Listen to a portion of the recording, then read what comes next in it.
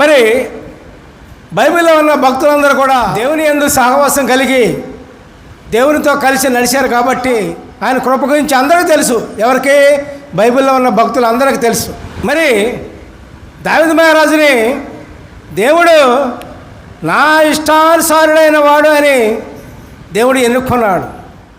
ఆ తరంలో దావీదు మహారాజు దేవునికి ఇష్టమైన మనసు గలవాడు అని కనుక్కొని రాజుగా నియమిస్తాడు. మరి యుద్ధాలు చేస్తూ ఉన్నప్పుడు అన్నీ ఉన్న తర్వాత దేవుడిని ఒక క్షణం మర్చిపోతాడు.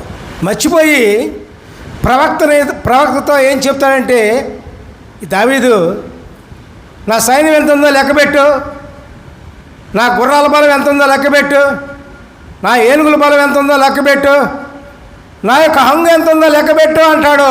దేవునికి స్తోత్రం. ఒంటరిగా ఉన్నప్పుడు ఏ బలం ఉంది?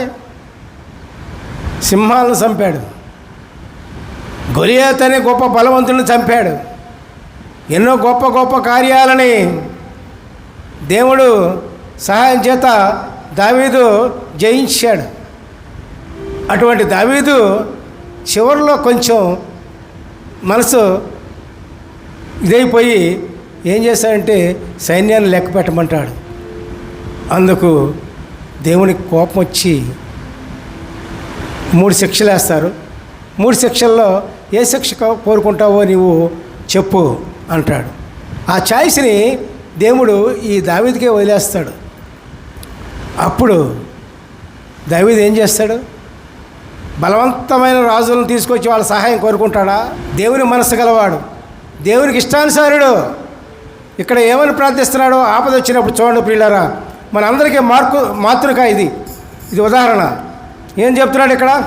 1వ దినవృత్తాంతాలు 21వ అధ్యాయము 13వ వచనం. అందుకు దావీదు, నేను మిక్కిలి ఇరుకులో చిక్కి ఉన్నాను, యెహోవా మహాకృప కలిగిన వాడు. చూశాడండి, అంత గొప్ప బాధలో ఉన్నా, కష్టంలో ఉన్నా, నష్టంలో ఉన్నా ఎవరిని తెలుసుకున్నాడు? ముందు చూడండి, ఎవరిని తెలుసుకున్నాడు? దేవుని తెలుసుకున్నాడు. ఏమంటున్నాడు? యెహోవా మహాకృప కలిగిన వాడు, నేను మనుషుల చేతిలో పడక. మనుషుల చేతిలో పడను, మనుషులను ఆశ్రయించను, మనుషుల దగ్గరికి పోను, మనుషుల సహాయము ఆచరించను అనుకున్నాడు. ఆయన చేతిలోనే పడుతునుగాక అని గాదుతో అనను. గాదు అంటే అప్పుడు ప్రవక్త.